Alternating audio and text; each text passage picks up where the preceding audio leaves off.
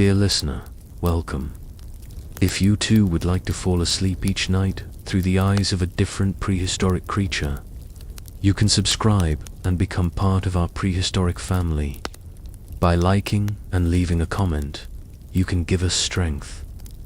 And before we begin the story, remember this: every day is a new beginning.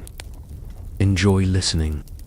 Could the Megalodon really rest in the deep? This is a question that reaches across time. It is a question that asks us to imagine a creature larger than any predator we know today. The Megalodon was not simply a shark, it was a giant of the oceans. A ruler of the seas, its teeth were the size of human hands, its jaws could crush bone like dry twigs, its body stretched longer than a bus. And yet, for all of its size and power, we still wonder, could it truly sleep? Could it rest in the endless waters of the prehistoric world? To answer this question, we must first understand what it means for a shark to rest. Modern sharks have two different strategies. Some species pump water over their gills while sitting still. They can rest on the seafloor and continue to breathe. Others must keep moving constantly. They swim with open mouths, letting water flow across their gills. If they stop moving, they suffocate. Scientists call this obligate ram ventilation. It is not a choice, it is a law of their bodies. Where would the Megalodon fall in this divide? Some scientists argue that it was an active hunter, like the great white shark. They believe it needed to keep moving day and night, following schools of whales and large fish through open oceans. If this is true, the Megalodon could never truly sleep. It could only enter states of reduced activity. Its body might slow down, but its muscles and fins would still push it forward. Its mind would rest in shifts, perhaps one side of the brain sleeping, while the other remained alert, like some birds and dolphins do. Researchers suggest a different possibility.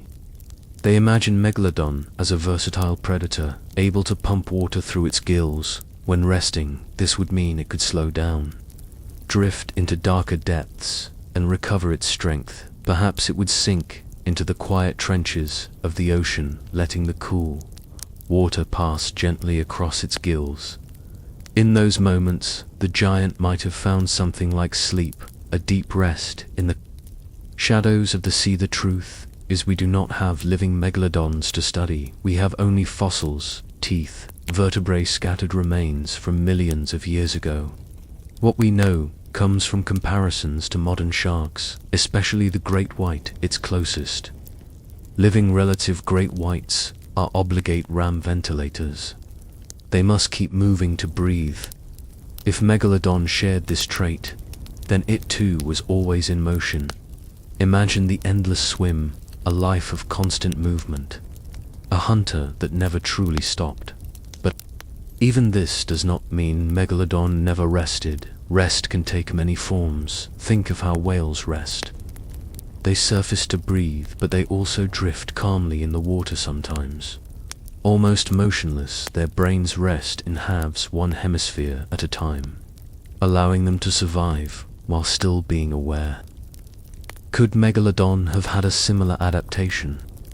Perhaps it found moments of stillness, not on the seafloor, but within its own body.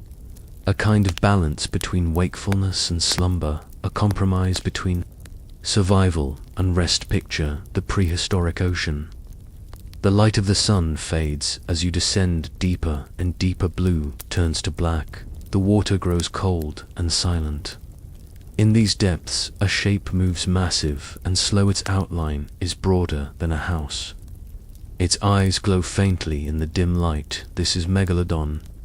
And as it moves, you sense a rhythm, not frantic, not hurried, but steady, almost calm. Perhaps this is what rest looked like for the giant. Not sleep as we know it, but a drifting calm, a peace found in motion. Scientists debate, but the mystery itself is part of the wonder. The idea that such a creature might have swum the seas for millions of years without ever truly sleeping is both terrifying and awe-inspiring. It tells us something about the power of evolution. Life will find a way to balance energy and survival, even in the largest predator the Earth has ever seen. Whether Megalodon rested in the depths or never rested at all, it conquered the oceans and left behind only echoes of its existence.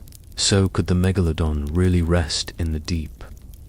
The answer is not simple. It might have rested in ways we do not fully understand. It might have balanced constant motion with drifting calm. It might have slowed its body while keeping its mind half awake. What we know is that the ocean itself was its bed, the sea was its pillow, the tides were its blanket, and in that vast moving home, perhaps it found the only kind of rest a giant hunter could know. And as we ask this question and imagine the life of Megalodon, we step into its world. The story we are about to tell will take us back millions of years to a time when this predator ruled the seas. Before we continue into that journey, if you enjoy this story, please remember to like the video and subscribe to the channel. It helps us grow and bring you more calming histories for sleep. Thank you. The ocean, millions of years ago, was a world both familiar and strange. The surface shimmered under the same sun we know today, but beneath those waves, the creatures were vast and powerful. The Megalodon was king of this watery realm. Its presence shaped the balance of the seas. When it moved, schools of fish-scattered whales shifted their routes. Predators that seemed large to us today shrank to insignificance before the shadow of this monster. Imagine standing on the shore of a prehistoric coastline. The land behind you is warm and covered in thick forests. Strange birds fly overhead, their wings catching the humid air.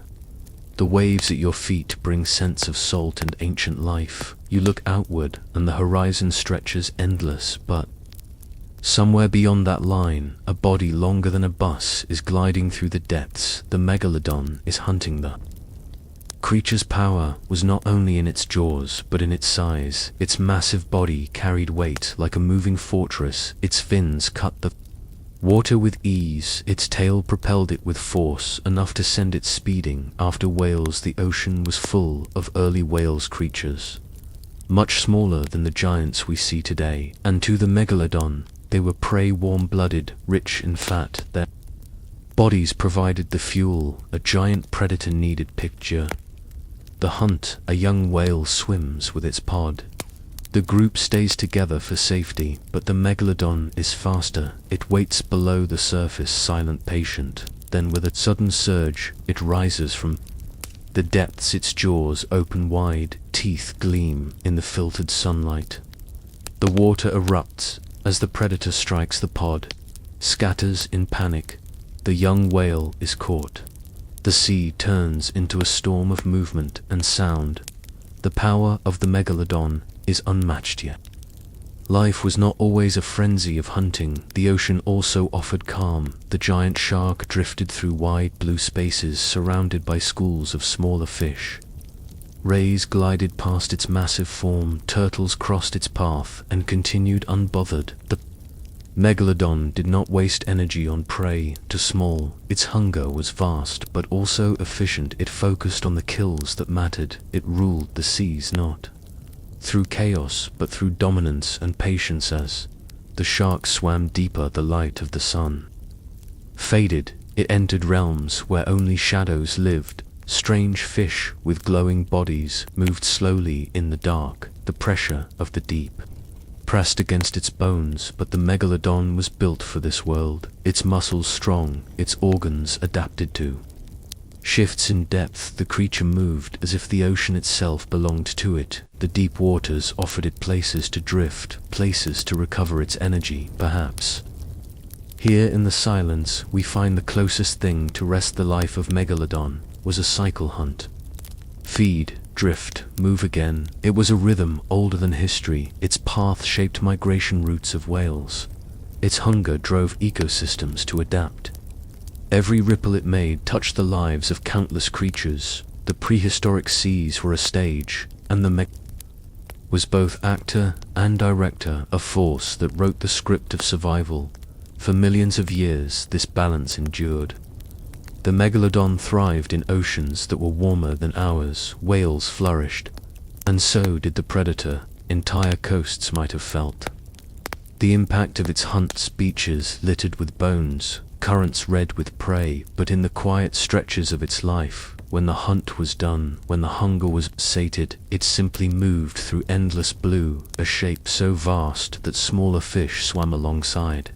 For protection, using the shadow of a monster as their shield, this vision of life tells us more than fossils ever could. Fossils give us teeth, bones, fragments, but imagination, guided by science, lets us walk beside the creature we see its world feel. The weight of its hunger, sense the power of its fins. In this way, the Megalodon becomes alive again, not only in fear, but in story. It is not just a predator, it is a chapter of life itself.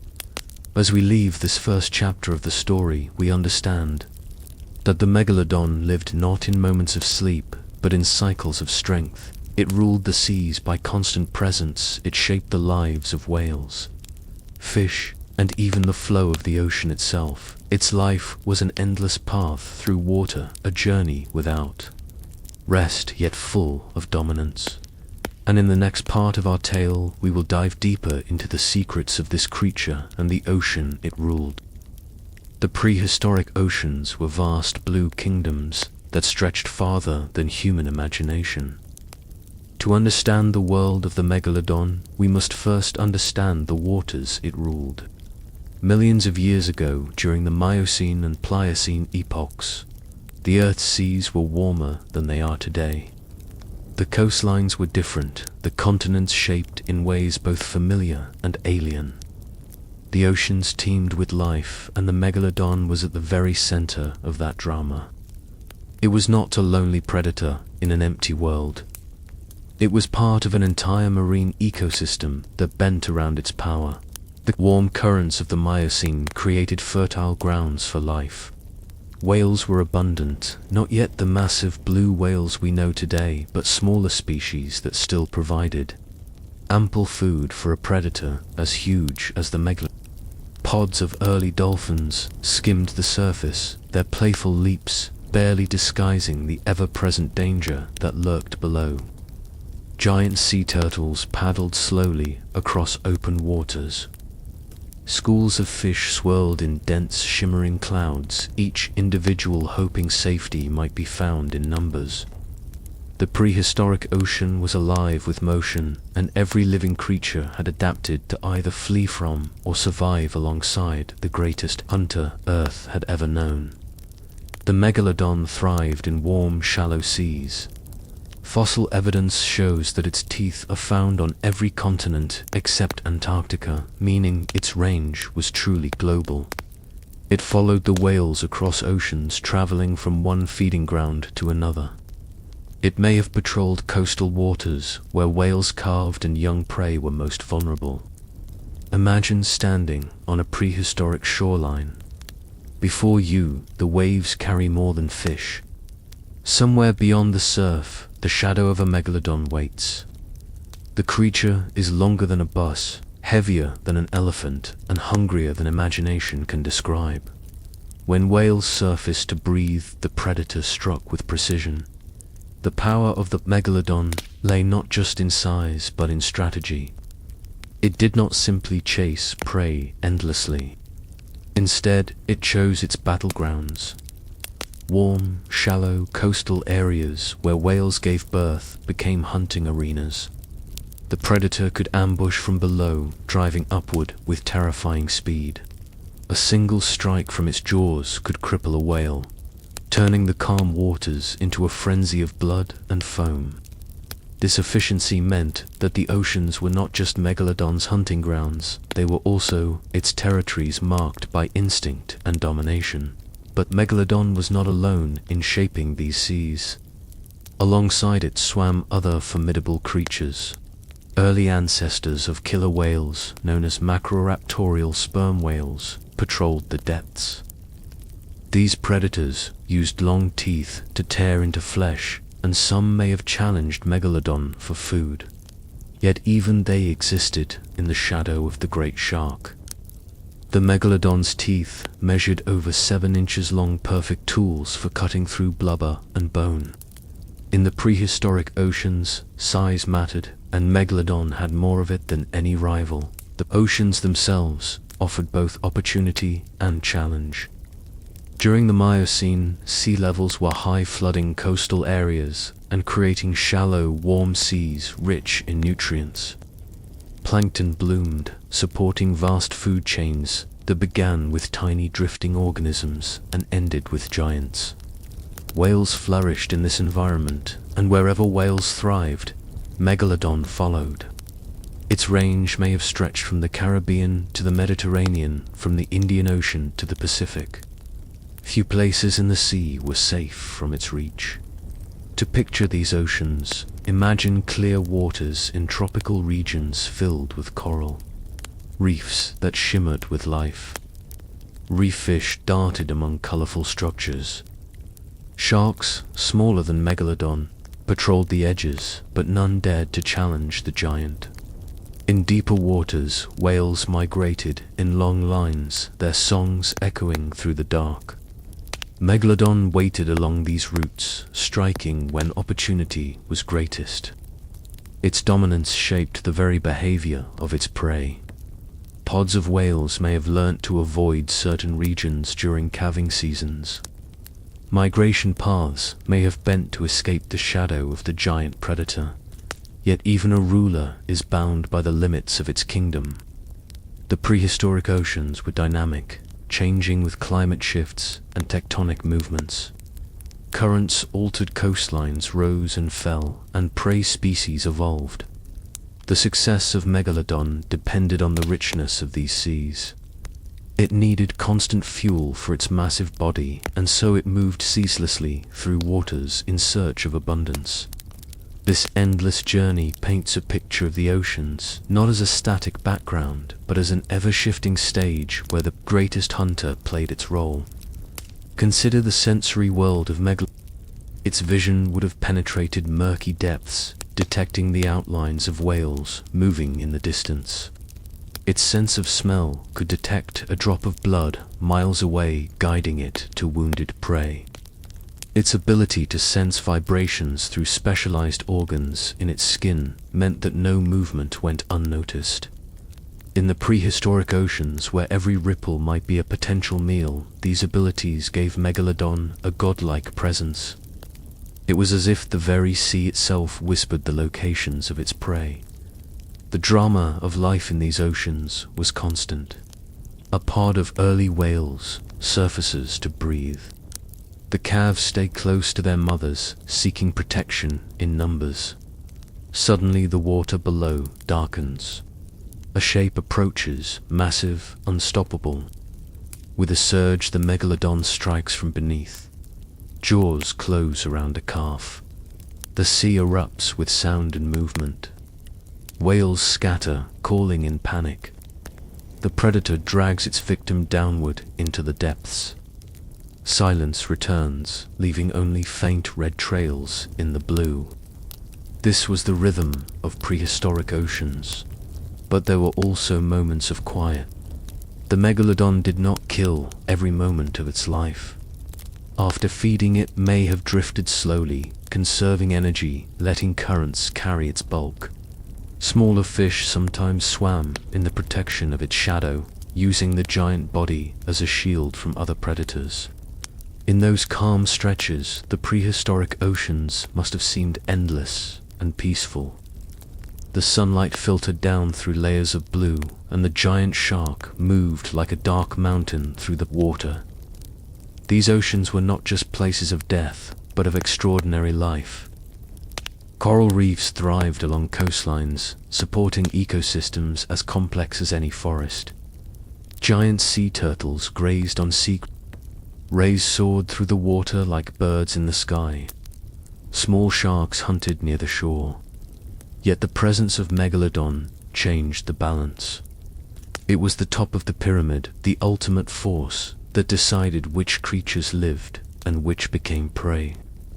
In this sense, the prehistoric oceans were not just shaped by currents or climates, but by the teeth of a single species. Scientists reconstruct these oceans through fossils. Shark teeth scattered across ancient seabeds tell us where Megalodon swam. Whale bones show bite marks from teeth the size of knives. Sediment layers reveal the climates of long-lost seas. Each piece of evidence adds to a picture of oceans alive with movement and shaped by predators. From these clues, we know that the Megalodon's rule was not limited to one place. It was global, spanning oceans and touching every shore. The prehistoric oceans also carried threats to the Megalodon.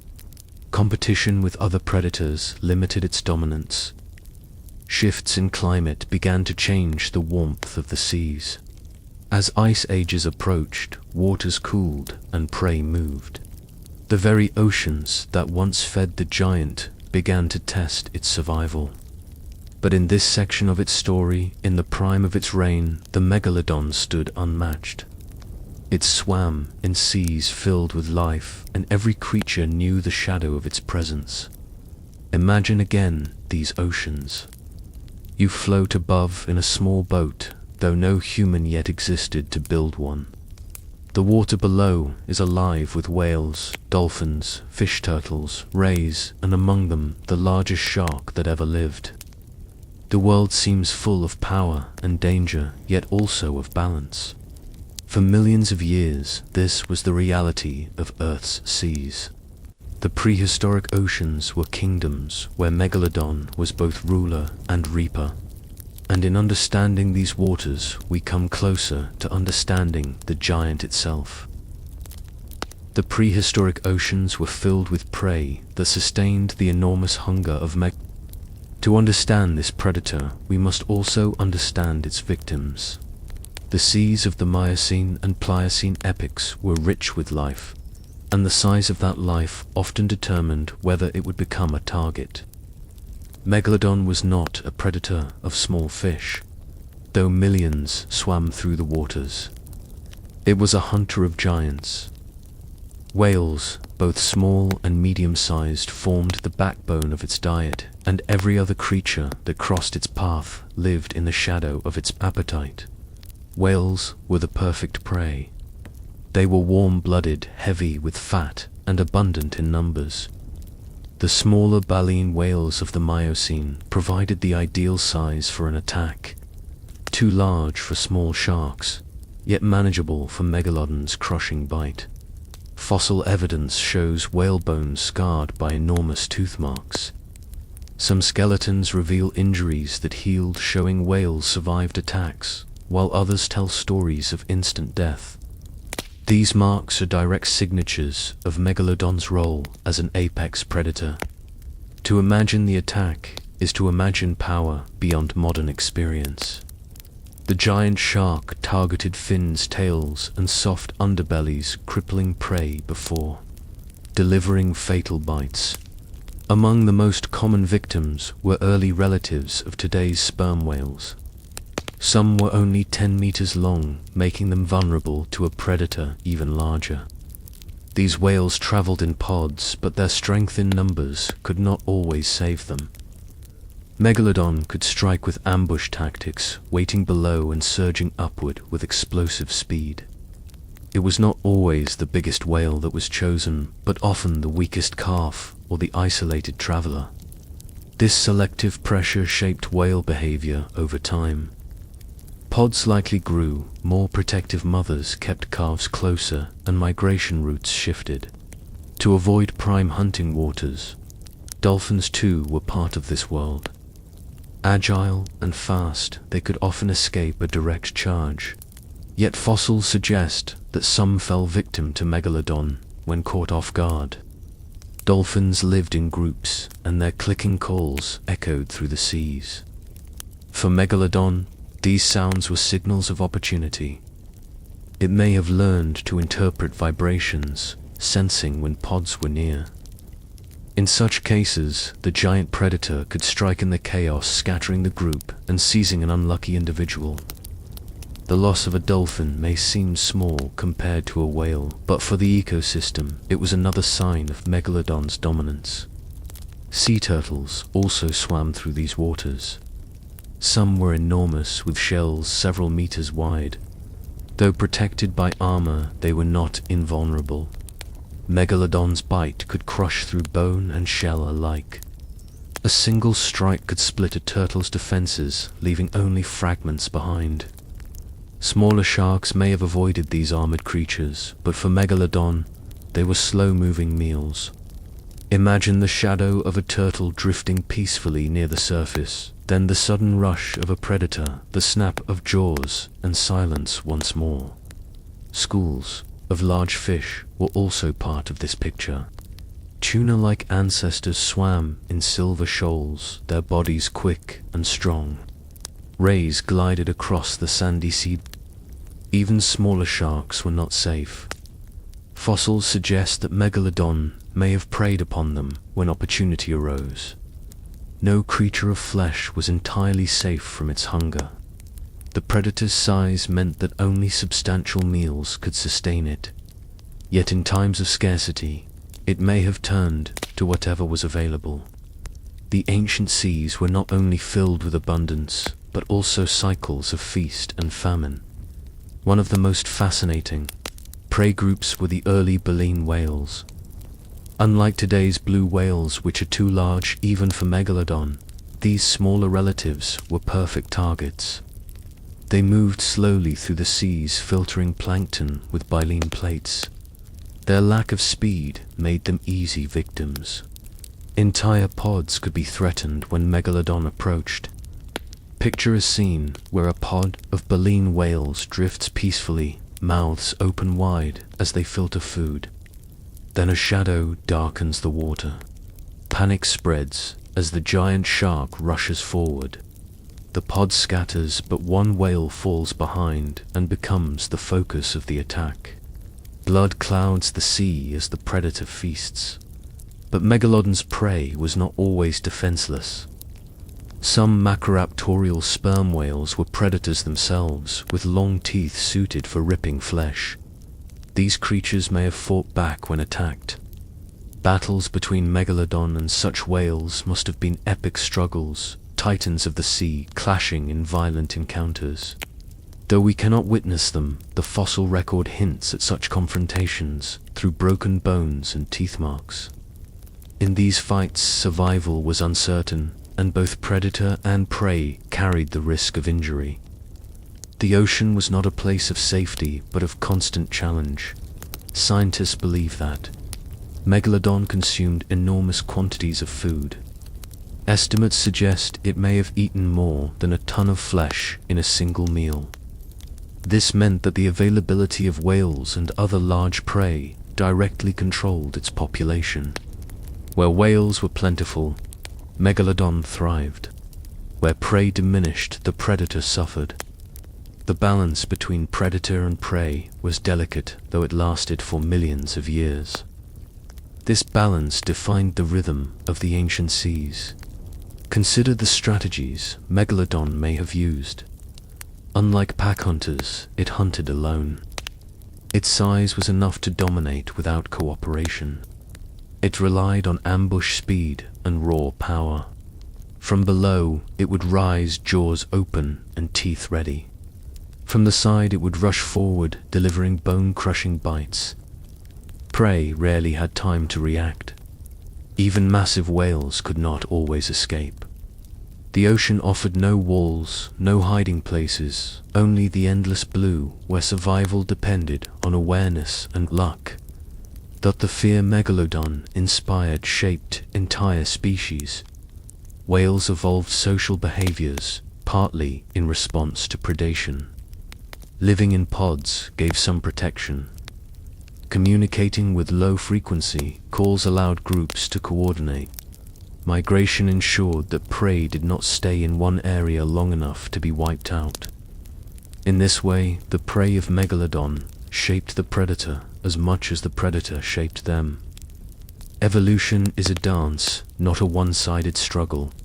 In the calm moments after feeding Megalodon, drifted through seas filled with prey that now remained alert. Whales kept calves, closed dolphins, swam tighter schools, fish scattered at every ripple. Even turtles altered their routes. The presence of a single predator changed the entire behavior of the ecosystem. Such was the power of the giant shark. Its appetite controlled movement patterns and survival strategies across oceans. But not every hunt succeeded. Some whales fought back.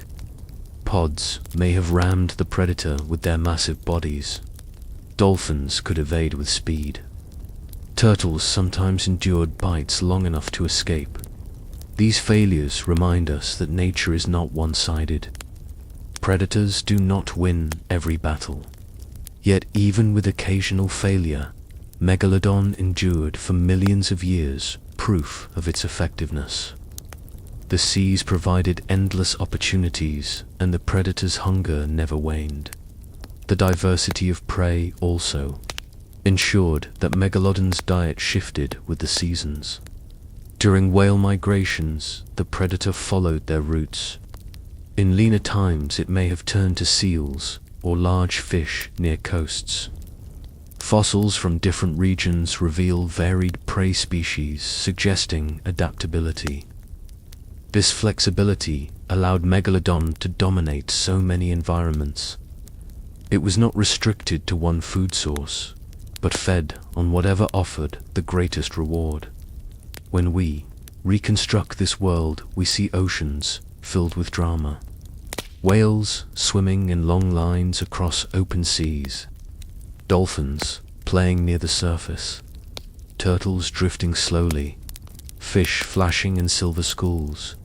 And always in the background, the possibility of an attack from below. Megalodon's shadow loomed over all. To the creatures of the Miocene and Pliocene, it was not just a predator, but a constant presence, shaping their lives and choices. In this way, the prey of Megalodon define its story. Without whales and dolphins, without turtles and fish, the predator could not exist. Its power was built on their bodies, its survival on their abundance.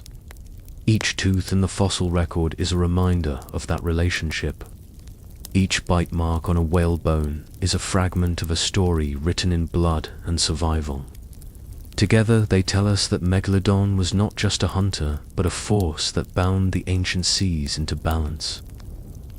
The Megalodon was the largest shark to ever exist. To grasp its immense size, we must first imagine the scale of modern sharks, and then expand that vision far beyond. The great white shark, the most fearsome predator of today, reaches lengths of 6 meters and weighs over 2 tons. Yet, compared to Megalodon, it is small. Estimates based on fossilized teeth and vertebrae suggest Megalodon grew to lengths of 15 to 18 meters, with some scientists proposing even larger sizes. Its weight may have reached over 50 tons, making it heavier than a modern humpback whale. In every dimension, Megalodon dwarfed its living relatives. The power of this creature was not just in its length, but in its mass. Its body was a fortress of muscle designed for speed and strength. Its tail fin, known as the caudal fin, was shaped to provide explosive thrust. With each movement, it propelled the giant forward at surprising speed. Imagine a shark longer than a bus moving with the swiftness of a torpedo.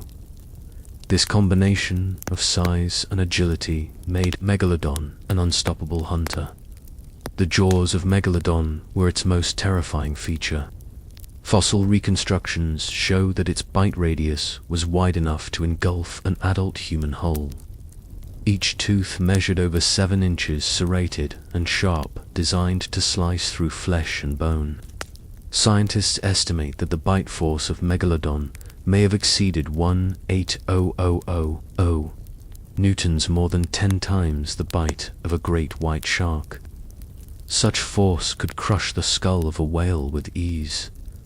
The ocean has never seen such destructive power concentrated in a single mouth. The structure, of its skeleton adds to this picture of power.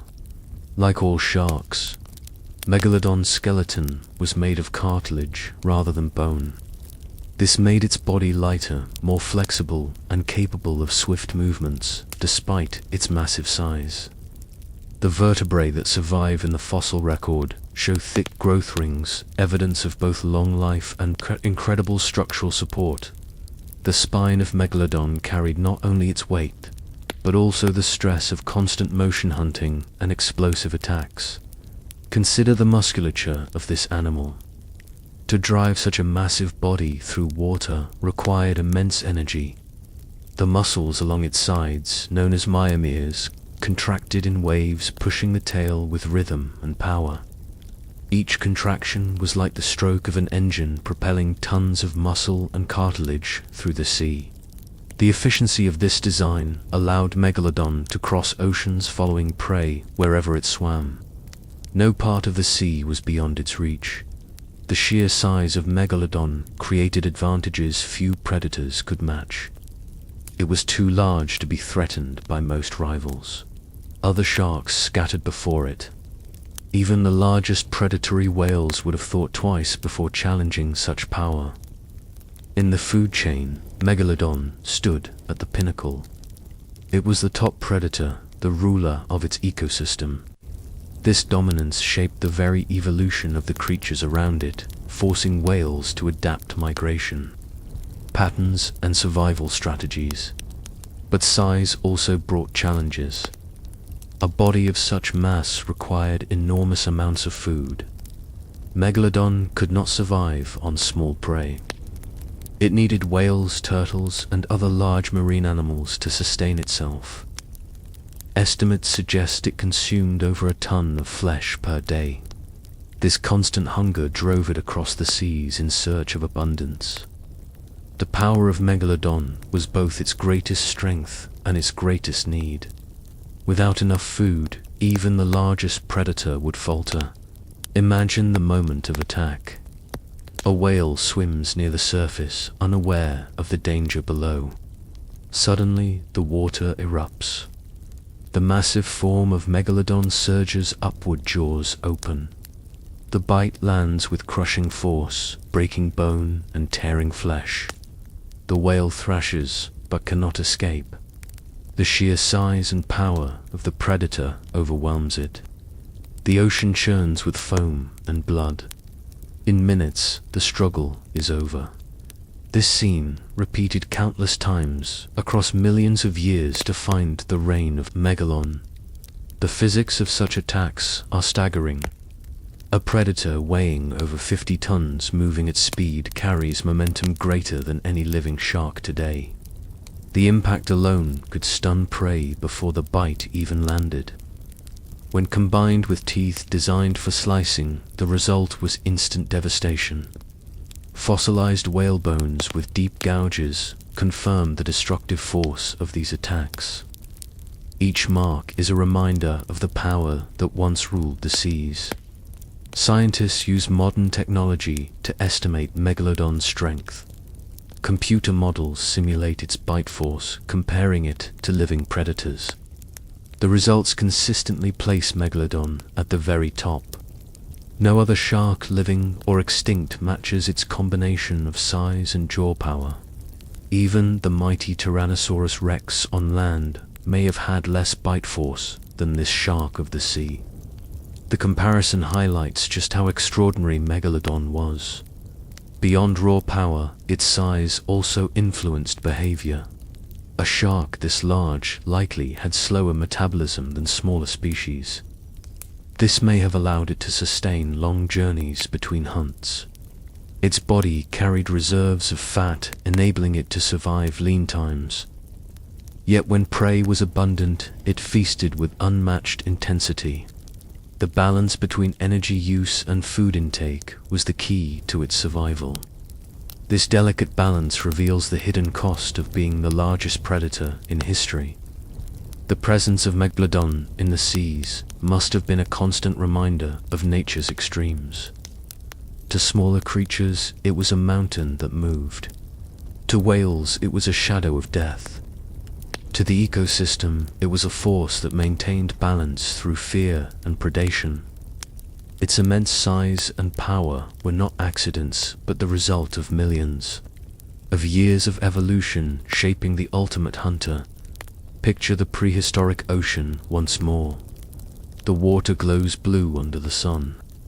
Schools of fish scatter as a massive form approaches. Dolphins leap from the surface, sensing danger. Whales dive deep, trying to avoid detection. In the midst of this chaos, Megalodon moves with calm authority. It does not need to rush. Its very presence controls the behavior of everything around it. Such is the power of size. Even today, when we hold a Megalodon tooth in our hands, we feel that power. The serrated edges remain sharp millions of years after the shark's death. The weight of the tooth suggests the weight of the jaw it once belonged to. Multiply that single tooth by hundreds, arranged in rows within a jaw that could engulf a car, and we begin to understand the immensity of this creature. Fossils speak loudly even in silence. The fascination with Megalodon endures because its size defies imagination. It forces us to confront the limits of life on Earth. How could such a giant exist? What did it take to sustain it? What does its extinction tell us about the fragility of even the mightiest predators? These questions keep scientists and storytellers alike returning to the legend of Megalodon. Its immense size and power remain a symbol of the ocean's mysteries. In the end, the story of Megalodon's size is not just about numbers. It is about the role it played in shaping an entire world. The giant shark ruled through fear, but also through balance. Its hunger kept whale populations in check. Its dominance allowed smaller predators to survive in the niches it left behind. The ocean was an ecosystem of countless interactions, and at its center was one enormous predator, whose size defined the age. The immense size and power of Megalodon remind us that the ocean is a place of extremes. It produces the smallest plankton and the largest hunters. It creates delicate reefs and crushing depths. Megalodon was the embodiment of these extremes.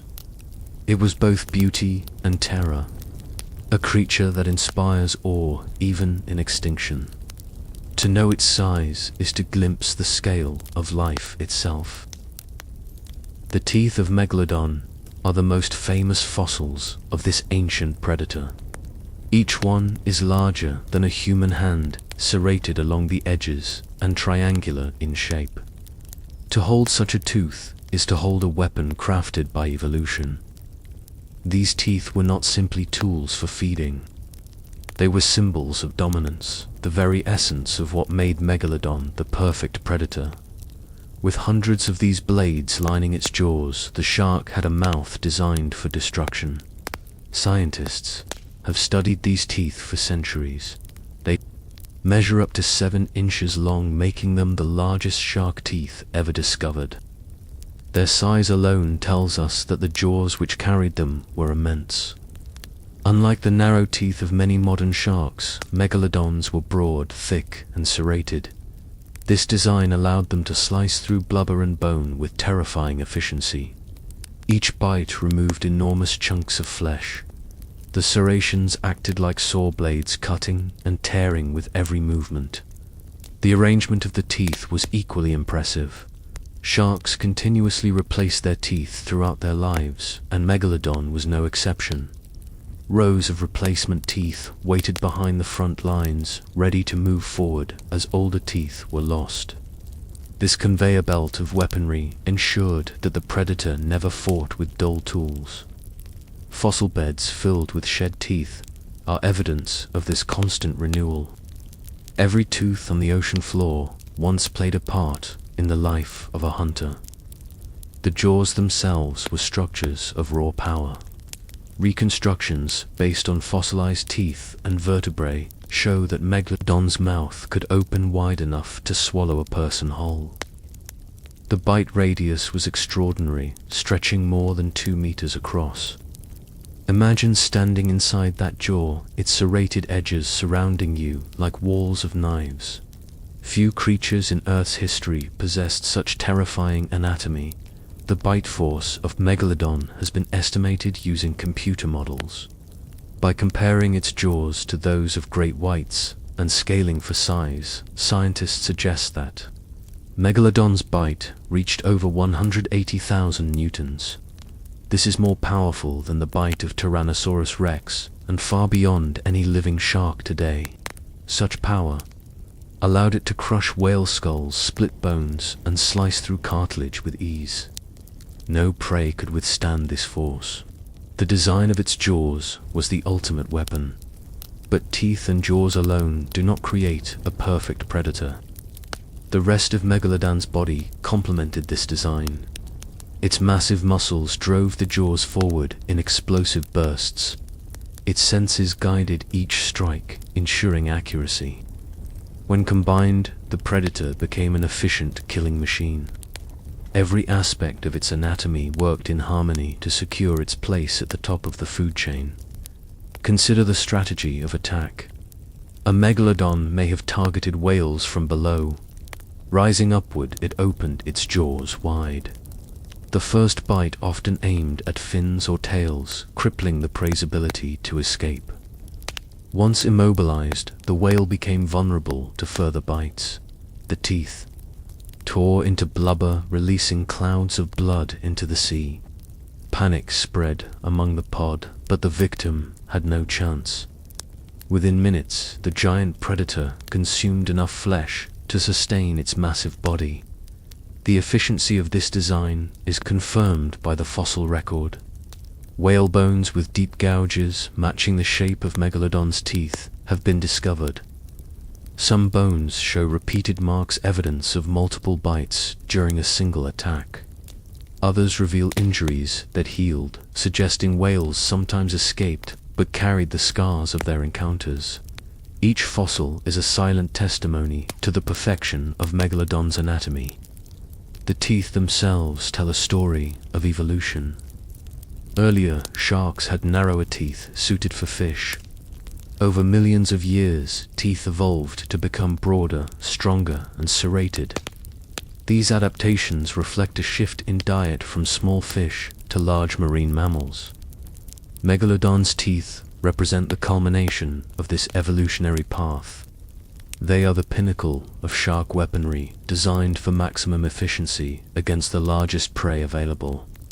The abundance of Megalodon teeth in fossil sites also tells us something about its life. Sharks shed thousands of teeth over their lifetimes.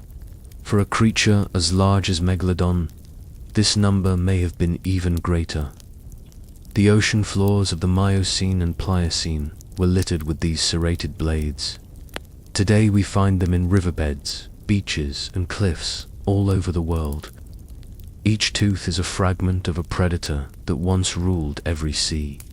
The jaws of Megalodon also influenced its behavior. With such devastating power, it did not need to waste energy on small prey. Instead, it focused on large animals, whales, dolphins, and turtles that provided maximum return. This selective predation ensured that the giant shark used its strength wisely. The design of its jaws shaped not only its feeding but also its role in the ecosystem. It was the apex predator because its anatomy allowed nothing less. Imagine encountering such a creature in the water. Its massive body approaches silently. Then its jaws open, revealing rows of serrated teeth. The sheer sight would freeze any observer in terror. Before you could react, the jaws close with crushing force. The water fills with turbulence and silence follows. This was the reality for countless marine animals millions of years ago. The perfect predator left no room for error. The design of Megalodon's teeth has even influenced science beyond paleontology. Engineers study serrated patterns for cutting. Tools inspired by the efficiency of these ancient weapons. The durability and sharpness of shark teeth, even after millions of years preserved in stone, remind us of the effectiveness of natural design. Evolution created tools so effective that even human technology takes lessons from them. When we compare Megalodon's jaws to those of modern sharks, we see the difference clearly. Great whites, though formidable, possess teeth only a fraction of the size. Their bite force, while deadly, is far less. Modern sharks must often shake their heads to saw through flesh. Megalodon's teeth required no such effort. A single bite delivered destruction. The comparison highlights why Megalodon was not just another shark, but the ultimate version of the predator design. The question of perfection in nature is complex. No creature is without weakness. For Megalodon, the need for constant food was its limitation. Yet in terms of anatomy, its teeth and jaws brought it as close to perfection as any predator has come. Every adaptation served a purpose. Every serration, every angle of the jaw worked together. The result was a predator that dominated its world until environmental change shifted the balance. In the end, the legacy of Megalodon's teeth and jaws is twofold. They remind us of a predator that was unrivaled in its time, and they show us how evolution can sculpt tools of astonishing efficiency. The fossils we hold today are not just relics, but blueprints of power. To study them is to glimpse the design of the perfect predator. The story of Megalodon's teeth is also the story of fear. For the creatures that lived alongside it, these serrated blades meant death. For us today, they mean wonder. They connect us to an ocean where giants swam and where the line between life and death was drawn by the edge of a tooth. The jaws of Megalodon were more than anatomy. They were destiny carved in cartilage and enamel. Thus, when we imagine the ancient seas, we must imagine them through the lens of those jaws. Every whale that swam, every dolphin that leaped, every turtle that drifted did so under the constant risk of being caught between those teeth. The perfect predator design ruled not just through strength, but through inevitability. In the world of the Miocene and Pliocene, the jaws of Megalodon were the ultimate law. The art of hunting defines every predator. For Megalodon, hunting was not simply survival, but mastery. This enormous shark did not rely on chance. It used strategies refined by evolution over millions of years. To understand how Megalodon hunted the seas, we must enter the world of stealth, power, and timing. Imagine an ocean filled with whales, dolphins, turtles, and giant fish. Among them moved a predator whose very presence altered the behavior of everything around it. The hunt began not with a bite, but with silence. Megalodon's size suggests it was not built for endless high-speed chases. Unlike smaller sharks that dart and twist around schools of fish, Megalodon relied on ambush and bursts of explosive power. Its body, though massive, was streamlined. When it swam slowly, it left little turbulence behind. Prey often did not realize the danger until the final moment.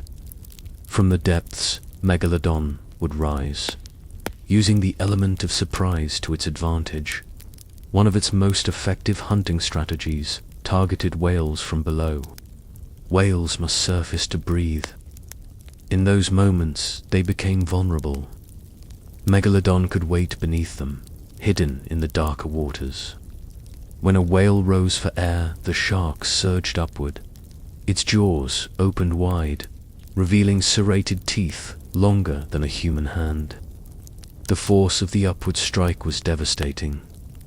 Prey rarely had time to react before bones cracked and flesh tore apart. Fossil evidence supports this method. Whale bones show bite marks near fins and tails. These areas were critical to mobility. By attacking them first, Megalodon crippled its victims. A whale unable to swim quickly was an easy target for repeated strikes.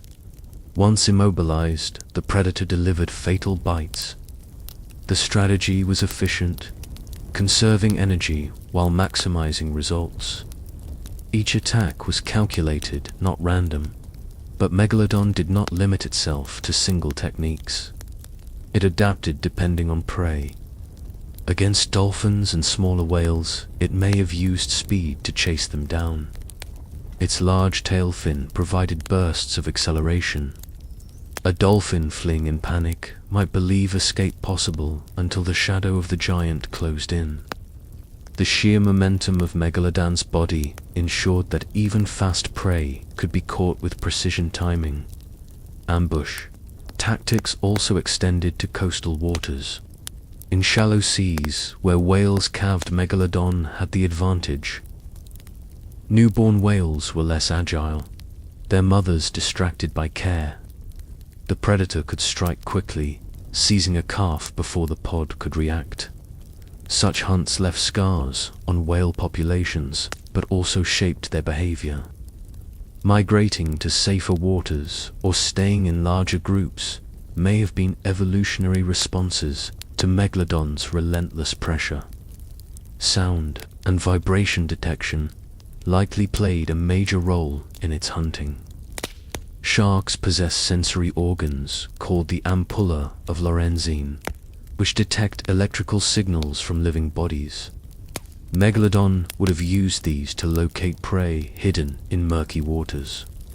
Every heartbeat, every muscle movement of a whale sent signals into the sea. For Megalodon, these signals were like beacons guiding it toward its next meal. Combined with a powerful sense of smell, capable of detecting blood from miles away, the predator had near-perfect tracking abilities. Picture the moment of a hunt. A pod of whales swims peacefully. Sunlight filters down in golden shafts. Suddenly, the water darkens. A massive shape approaches from below. The whales panic. Mothers push calves upward. The predator strikes with precision, jaws closing on a tail. The sea explodes with foam and cries. Blood clouds the water. In seconds, the balance of peace and terror shifts. This was the reality of ancient oceans. Energy efficiency was key. Despite its power, Megalodon could not afford wasted effort. Each burst of speed consumed enormous energy reserves. Therefore, it hunted with precision. Failed attacks were costly. Success was essential. This explains why it focused on vulnerable prey calves, weakened whales, isolated dolphins. Predation was not reckless, but deliberate. Guided by instincts, sharpened by survival. Scientists compare Megalodon's methods to modern great whites. Great whites use ambush attacks on seals, often breaching the surface in spectacular leaps. Megalodon, though larger, may have used similar tactics scaled to its size. Imagine a predator not 6 meters long, but 18, rising from the depths with catastrophic force. The splash would be a wave, the impact a shock that echoed for miles. Prehistoric seas bore witness to such displays of raw hunting power. The efficiency of its hunting also shaped its dominance. Other predators existed, but none could challenge its throne. Killer whale ancestors hunted in groups, but even packs of them may have avoided direct confrontation. Smaller sharks scavenged leftovers, following the giant's path like shadows of opportunity. The hunting success of Megalodon meant that entire ecosystems bent around its appetite. Hunting also defined its migration. Megalodon followed whales across oceans. Where prey went, the predator followed. This global pursuit ensured that no region of the sea was beyond its reach. Fossil evidence of its teeth on every continent but Antarctica supports this picture. The hunt was not confined to one coast or one ocean. It was a worldwide drama repeated across millions of years. Yet even a perfect predator faced limits. Hunting depended on prey abundance. When whales thrived, Megalodon flourished. When whale numbers declined, hunger grew. This relationship tied the fate of predator and prey together. Success for one meant survival for the other. Decline for whales spelled doom for the shark that hunted them. The perfection of its hunting strategy was powerful, but not immune to environmental change. Imagine again the silence before the strike. In the depths, Megalodon drifts unseen. Above, a whale pod moves unaware. The predator senses vibrations, smells faint traces of life. Muscles tense, tail prepares. Then, in a heartbeat, it surges. The water explodes. Jaws close. History repeats itself. This cycle continued for millions of years, shaping the oceans into realms ruled by a single hunter. The art of Megalodon's hunting was not just power, but balance. It used energy wisely, attacked strategically, and dominated efficiently. Every tooth, every muscle, every sense worked together.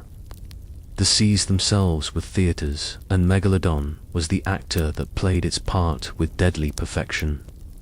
The ancient oceans echo with this story still, written in fossils and scars, reminding us that the hunt was the essence of life for the largest shark that ever lived. Asterisk. For a predator as massive and powerful as Megalodon, it is easy to imagine its life as an endless series of hunts. Yet no creature can exist in constant battle. Even the greatest hunter needed moments of calm. The prehistoric oceans offered times of quiet drifting when the giant shark conserved energy and moved slowly through its realm. These moments are essential to understanding the full story of Life was not only violence and hunger, but also balance and stillness. After a successful hunt, Megalodon likely entered a phase of digestion and recovery. With a stomach full of whale blubber or turtle meat, the predator had no reason to chase new prey. It drifted with currents, letting its massive body rest. The muscles that had propelled it with bursts of explosive speed now relaxed. The ocean cradled the giant in its slow rhythm. For hours or even days, Megalodon may have existed in near silence, conserving strength for the next pursuit. The calm of these periods shaped the behavior of other creatures. Smaller fish often gathered around Megalodon, using its bulk as protection from rival predators. Schools of fish swirled near its fins, finding safety in the shadow of the monster. Scavenger sharks hovered at a distance, waiting for scraps. Even in calmness, Megalodon influenced its ecosystem. Its presence alone was enough to change the balance of life in the surrounding waters. Picture the prehistoric ocean in such a moment. The sun filters down through blue water. Whales move slowly in the distance, unthreatened for now. Rays glide like wings across the sandy bottom. Among them drifts the silhouette of Megalodon. It moves with steady rhythm, not chasing, not striking. Its massive tail sways gently. Its eyes half closed take in little more than the play of light. This is not the frenzy of the hunt, but the tranquility of survival. The biology of sharks suggests that these calm states were crucial. Energy conservation is vital for large predators. The bursts of power needed to kill a whale consumed immense reserves. Without balance, Megalodon would burn out. By drifting quietly, the predator maintained strength. Its body functioned like an engine that alternated between high performance and idle mode.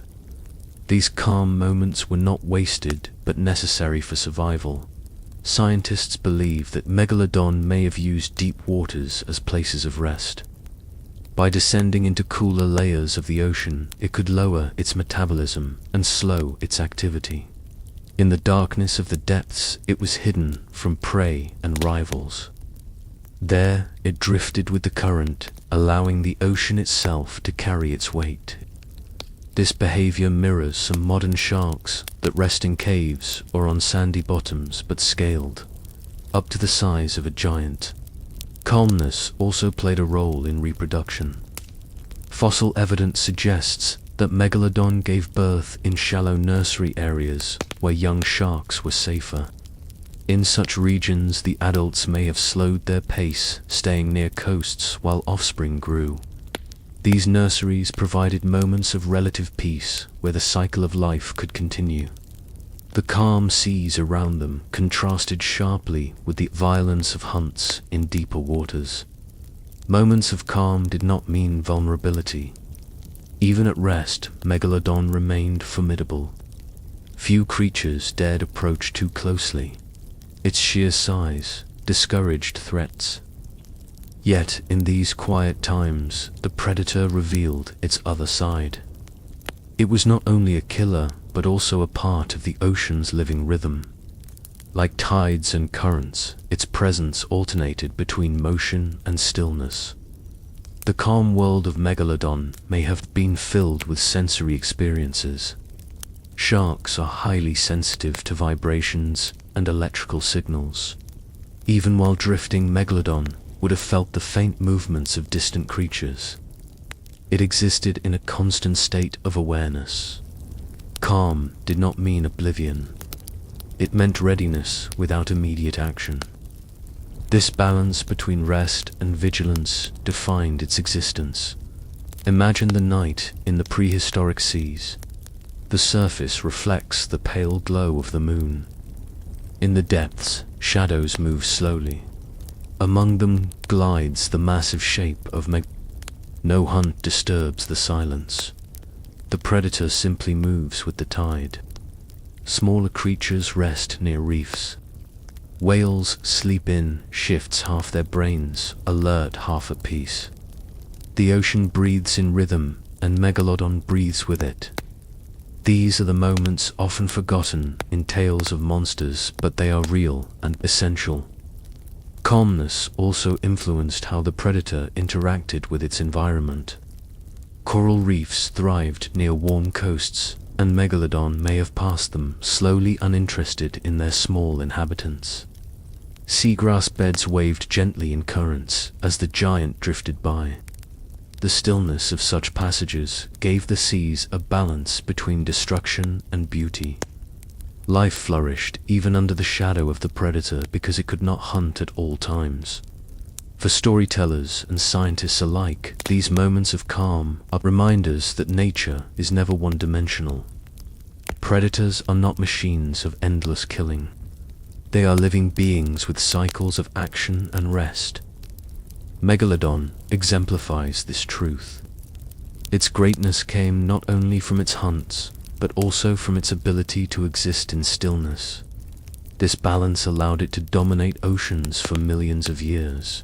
The image of Megalodon resting or drifting expands our understanding of its world.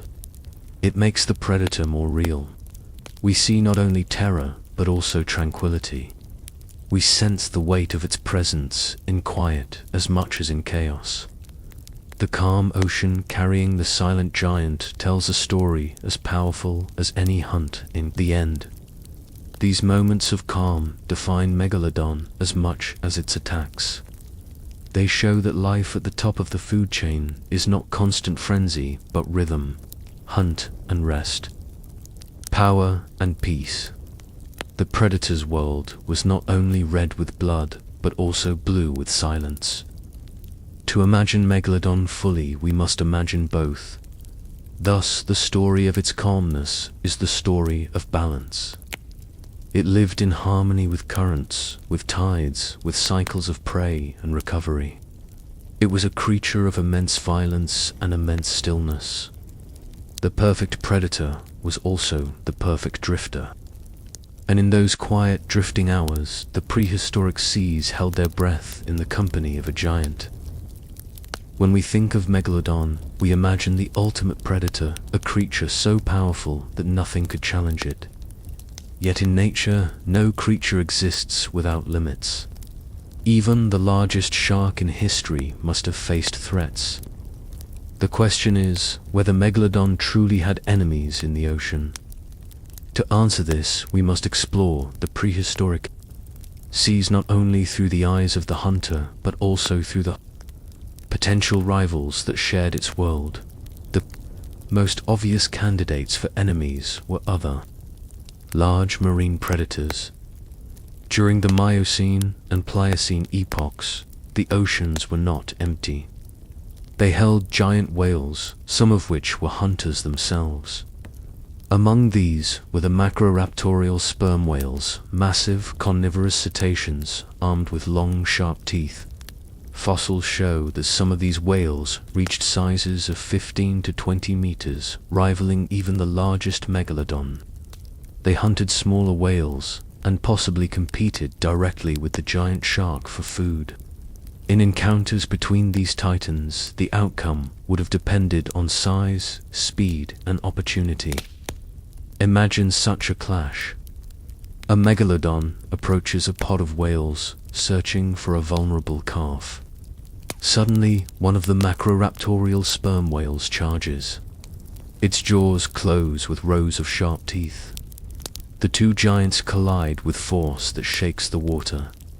The shark's serrated teeth slash into flesh, while the whale's massive head rams forward.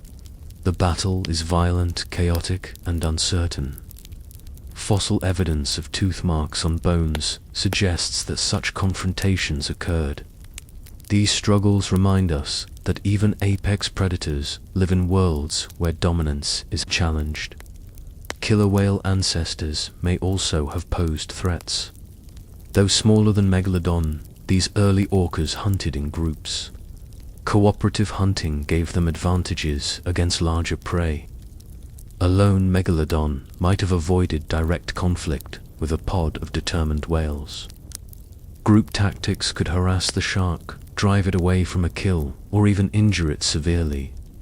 Modern orcas are known to attack great white sharks today, turning them belly up to induce paralysis. If their ancestors developed similar strategies, they may have found ways to exploit Megalodon's weaknesses. Competition for food is often as dangerous as direct combat. Megalodon's survival depended on whales and large marine mammals. When other predators targeted the same prey, conflict was inevitable. Even without fighting, the presence of rivals could reduce food supply. A hungry Megalodon might have been forced to move to new waters, searching for abundance. This indirect threat was as real as any physical battle. Another challenge came from the ocean itself. Parasites, diseases, and injuries from hunts could weaken even the greatest predator. A Megalodon with damaged fins or broken teeth was vulnerable. In such conditions, rivals might have taken advantage. Smaller sharks scavenged the remains of kills and could nip at weakened giants. Though no single small predator could threaten Megalodon, their combined presence added pressure. Weakness in the ocean never went unnoticed. The possibility of cannibalism also exists. Modern sharks sometimes prey on their own kind, particularly when resources are scarce. Could Megalodon have hunted younger members of its species? Evidence is scarce, but not impossible. In times of famine, the drive to survive may have pushed the predator to turn against its own. For young Megalodons, the ocean was doubly dangerous, threatened not only by rivals, but by their own kin. Environmental change created another form of enemy. Cooling oceans reduced prey availability. As ice ages advanced, whales migrated differently and food sources shifted. These changes indirectly threatened Hunger is the most dangerous rival of all. No battle with another predator compares to the slow, relentless enemy of scarcity. In this way, the environment itself became the shark's greatest challenge. Yet despite these threats, Megalodon remained dominant for millions of years. Its size, strength, and hunting skill gave it advantages that few could overcome. Encounters with giant whales may have been dangerous, but rarely fatal. Pods of killer whale ancestors may have harassed, but not destroyed, the giant. Diseases and injuries weakened individuals, but the species endured. Even scarcity did not erase it instantly. Only long-term environmental shifts finally ended its reign. The question of whether Megalodon had true enemies may never have a simple answer. It was the apex predator, but not invincible. Rivals existed. Risks were real. The ocean is never a place of absolute safety. Every creature, no matter how large, faces forces that test its survival. For Megalodon, those forces were rare but significant. Imagine again the prehistoric ocean. A giant shark glides through the blue. Whales swim in the distance. But nearby, another shape approaches, massive toothed whale armed with long jaws. The water trembles as they near each other. For a moment the seas hold their breath. This is not a hunt, but a confrontation. Predator against predator. The outcome uncertain. The story of Megalodon includes not only dominance, but also the shadow of rivals.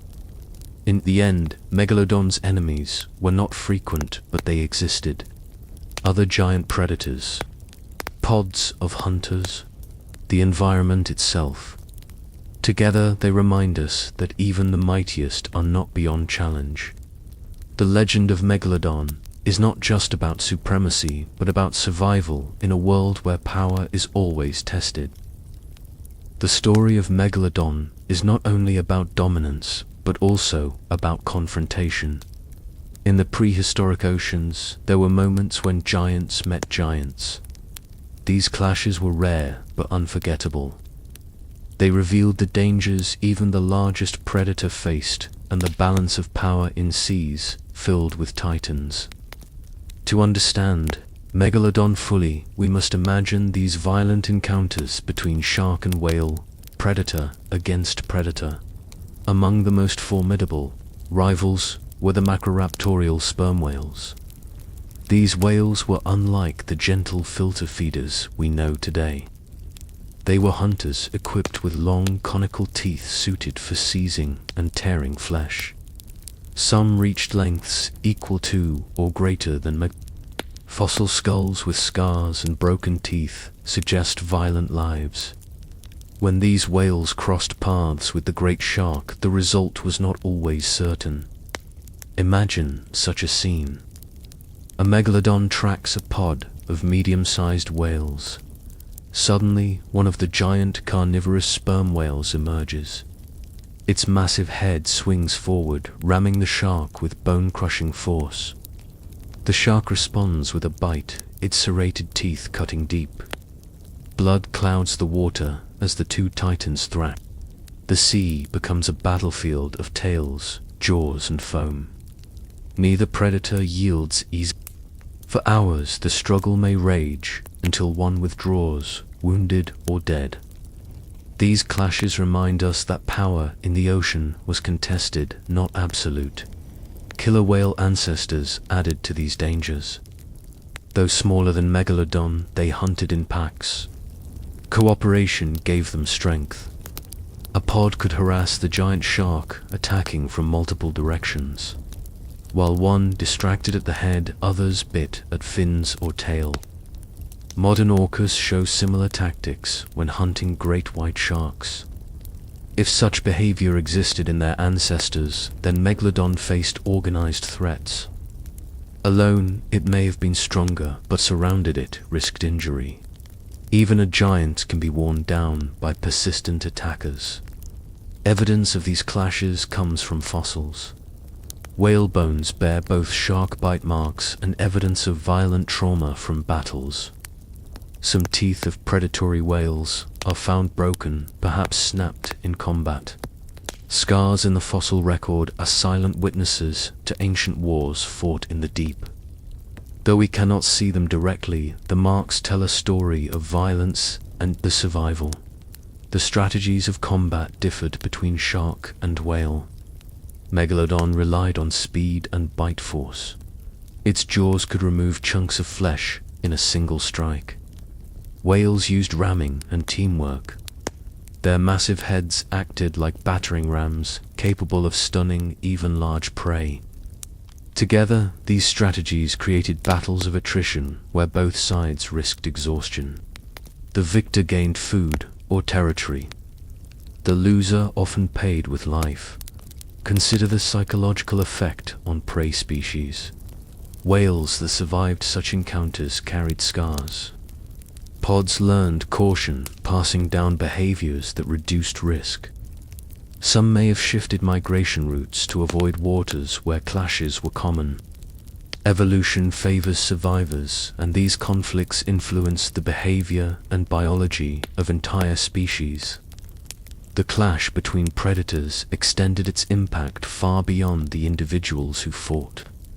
Megalodon also clashed with rivals over kills. A giant whale carcass drifting in the sea was a prize worth fighting for. Other sharks, scavengers, and even predatory whales would converge.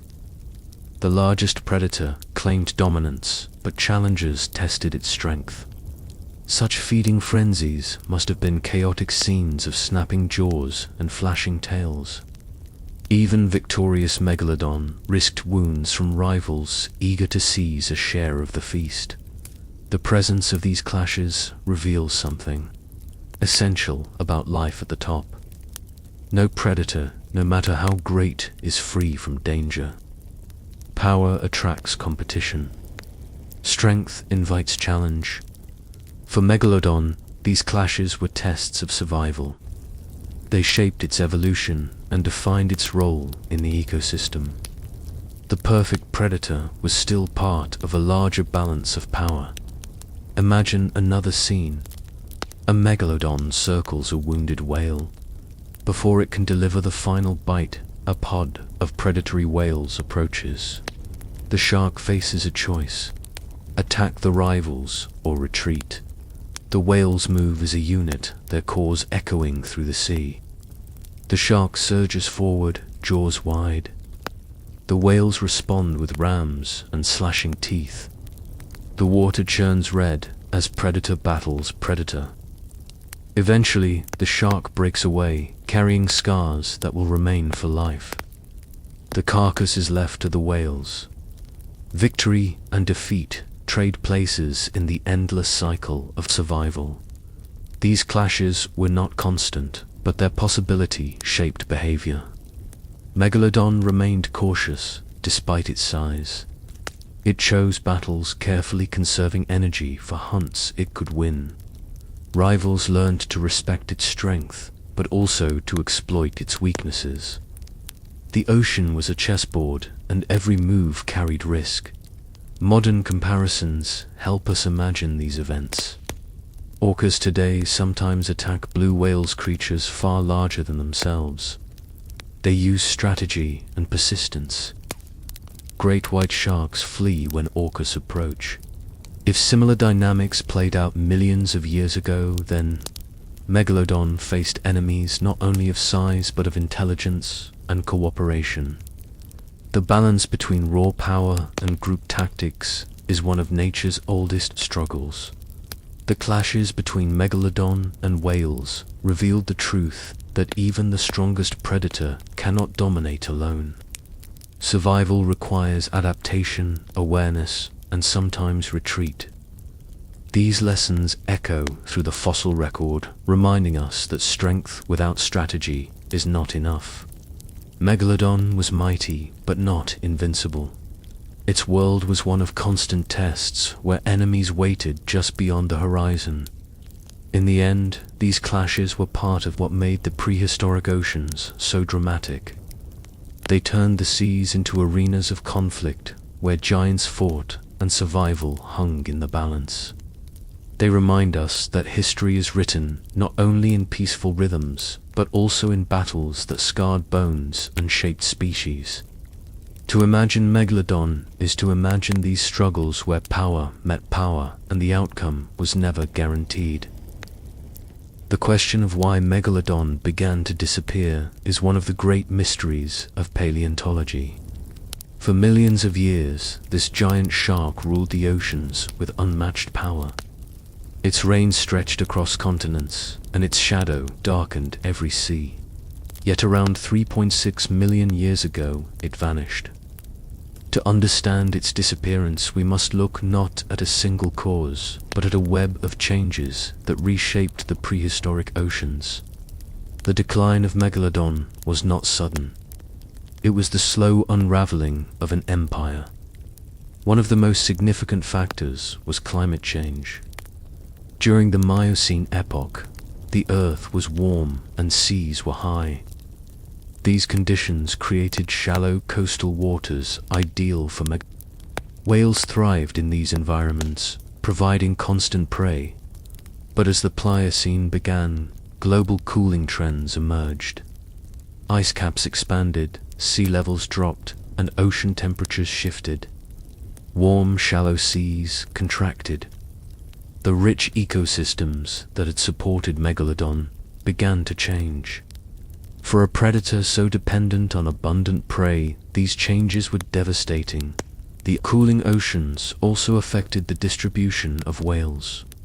Many species adapted by moving toward cooler waters in polar regions. Megalodon, however, may not have been able to follow. Fossil evidence suggests that it preferred warm waters. Its physiology may not have allowed survival in colder seas. As prey moved farther north and south, the giant shark was left behind. It faced oceans where food was scarce, while the great feasts of whale migrations slipped out of reach. Competition added to these pressures. During the Pliocene, new predators rose to prominence.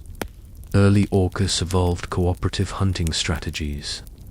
These smaller but highly intelligent whales worked in pods to take down prey larger than themselves.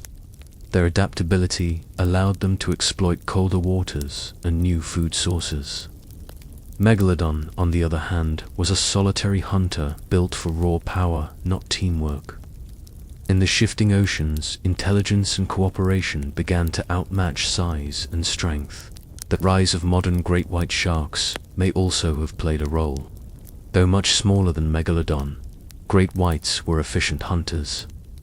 They thrived in a variety of environments and targeted many of the same prey species. Fossil evidence shows that as Megalodon declined, great whites expanded their range. They may not have directly challenged the giant shark, but they filled ecological niches left behind. The balance of power shifted from the largest predator to a new generation of versatile hunters. Reproduction may have been another weakness. Megalodon gave birth to live young in nursery areas along coasts. These shallow waters were essential for the survival of pups. But as sea levels dropped, many nursery regions disappeared. Without safe havens, young megalodons were more vulnerable to predation and starvation. The decline of nurseries meant fewer juveniles survived to adulthood. Over time, populations dwindled. The demands of size also worked against the predator. To sustain its massive body, Megalodon required enormous amounts of food. When prey was plentiful, this was an advantage. But in times of scarcity, the giant suffered more than smaller predators. Great whites and orcas could survive on smaller meals. Megalodon could not. Its very greatness became its downfall. The ocean could no longer support its hunger. Scientists also consider oceanographic changes. The closing of the Central American Seaway around 3 million years ago transformed global currents. This event altered nutrient distribution across oceans. Upwelling regions shifted, changing the productivity of ecosystems. Whales adapted to these changes by developing longer migrations to reach feeding grounds.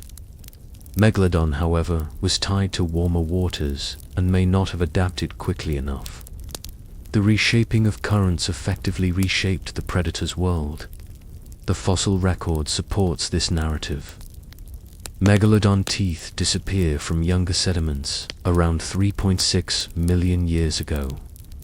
At the same time, whale diversity increased and smaller predators flourished.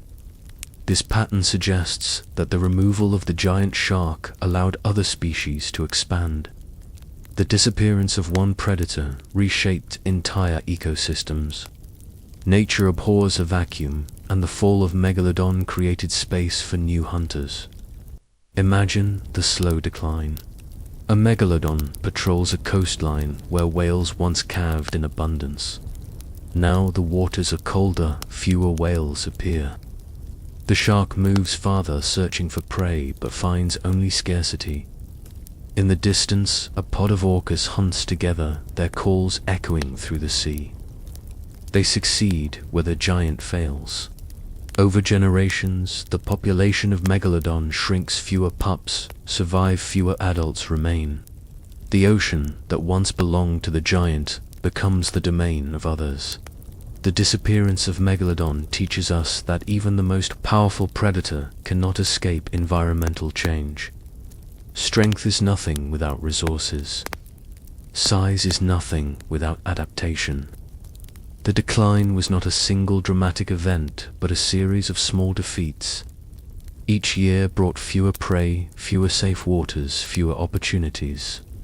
Eventually, the numbers fell too low to recover. The giant was gone, yet its legacy endures in mystery. People still wonder if Megalodon might survive in hidden depths. Stories of massive shadows and giant teeth stir imagination. But the scientific evidence is clear. The cooling seas, the shifting prey, and the rise of new predators ended its reign. The greatest shark became a memory written in fossils. The question of why Megalodon began to disappear is not only about science, but also about the fragility of dominance. It shows that power is temporary. Even the apex predator of the oceans is vulnerable to change. In this lesson, we see the truth of evolution. Survival belongs not to the strongest alone, but to those who adapt. Thus, the disappearance of Megalodon is not just the end of a species. It is a story of transformation. Oceans evolved, predators shifted, balance returned. The fall of one giant allowed the rise of others. Nature moved forward, leaving behind only teeth as echoes of power.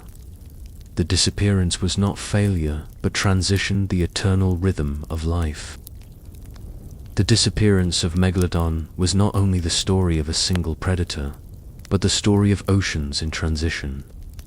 The Miocene and Pliocene seas were dynamic worlds reshaped by shifting climates, tectonic events, and evolving ecosystems.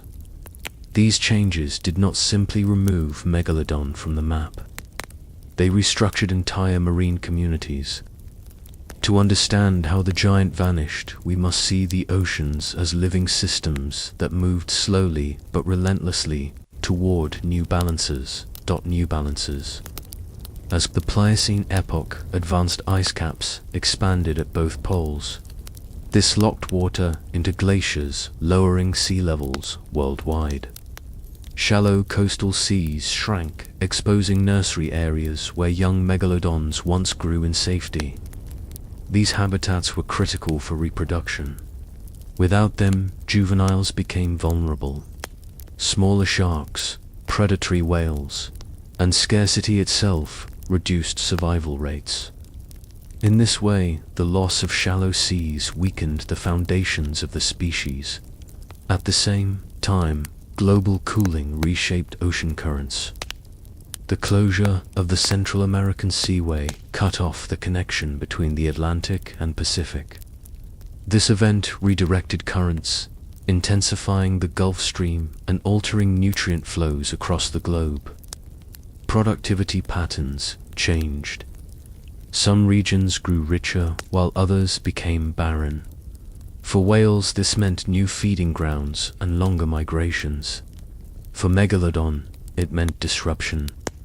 It could not follow whales into colder polar waters. Its warm, adapted physiology kept it confined. As prey shifted away, the predator faced starvation. The giants of the sea were not only whales themselves were transforming. Many species grew larger, perhaps as a response to predation, pressure, and to the challenges of long migrations. Modern blue whales and fin whales trace their origins to this period. Their immense size may have placed them beyond the effective hunting range of A shark built to target medium-sized whales found itself confronted with giants too large to subdue. The balance of predator and prey tipped toward the whales. Orcas and other emerging predators thrived in this new world. Cooperative hunting allowed them to exploit prey that Megalodon could not reach. Their intelligence, adaptability, and ability to live in colder seas gave them an edge. Smaller sharks to diversified filling ecological niches. The disappearance of Megalodon opened the way for a cascade of evolutionary experiments. The ocean became a stage, not for one giant, but for many competitors. The vanishing of giants is written in the fossil record. Megalodon teeth vanish from sediments younger than 3.6 million years. Whale fossils show fewer bite marks from giant sharks. Instead, new patterns of predation appear, marks from orcas and great white sharks. The silence of Megalodon in this record is as loud as its presence once was. The absence of teeth where they should be is evidence of extinction. Imagine the ocean at this turning point. A Megalodon drifts through familiar waters, but finds fewer whales. The currents feel colder, the coasts narrower. In the distance, pods of orcas hunt together, coordinating calls that echo in the deep. The shark is alone, its power immense, but its opportunities shrinking. Each year the sea feels less like its own. Each generation fewer young survive. Slowly, the giant slips away. The disappearance of Megalodon was not the failure of a predator, but the transformation of a world. The ocean that had once supported it no longer existed. Climate change, tectonic shifts, evolving prey, and rising rivals combined to rewrite the rules of survival. The giant shark had been the apex predator for millions of years. But ecosystems do not honor kings forever. They evolve, they replace, they move forward. This story reminds us that extinction is not sudden drama, but gradual erosion. Giants vanish not in a single moment, but in countless small losses. A nursery lost, a migration shifted, a prey species grown too large, a rival grown too clever. Piece by piece the foundation crumbles until nothing remains. The vanishing of Megalodon was the vanishing of an age, and yet its legacy endures. Its teeth, scattered across continents, remind us of oceans once filled with giants. Its memory fuels stories of sea monsters and hidden survivors. Every fossil tooth sold on a beach or displayed in a museum whispers of the time when the seas were ruled by a predator too large to imagine. Though the giant is gone, the fascination it inspires continues. The changing oceans show us that even the mightiest predators depend on fragile balances. When seas warmed, Megalodon thrived. When they cooled, it declined. Its story is a warning written in deep time. Power without adaptation is temporary. Dominance without flexibility is doomed. The vanishing of giants is a natural rhythm, but one we must understand to grasp the fragility of life in all ages. Thus, the tale of changing oceans and vanishing giants is not simply the end of It is the reminder that Earth itself is the ultimate force. Climate, currents, continents, and evolution shape every species. Even the greatest predator bows to these powers. In the silence that followed its extinction, new voices rose. The seas filled again with life, but never again with a shark so great. The final days of Megalodon were not marked by a single event, but by a long twilight of decline. For millions of years, this predator ruled the oceans. Its reign stretched across continents and epochs. Yet every empire meets its end. The oceans that once fed the giant began to change, and with those changes came the slow unraveling of its dominance. The last megalodons swam through waters that no longer belonged to them. Their world was shrinking. As the Pliocene epoch advanced, the seas grew colder. Ice expanded at the poles. Currents shifted. Warm, shallow seas that had once been nurseries and hunting grounds gave way to cooler, deeper waters. For a predator that thrived in warmth, this was a fatal shift. Megalodon could not easily follow prey into colder regions. Its physiology tied it to warmer waters where whales were fewer. Hunger grew. The whales themselves were changing.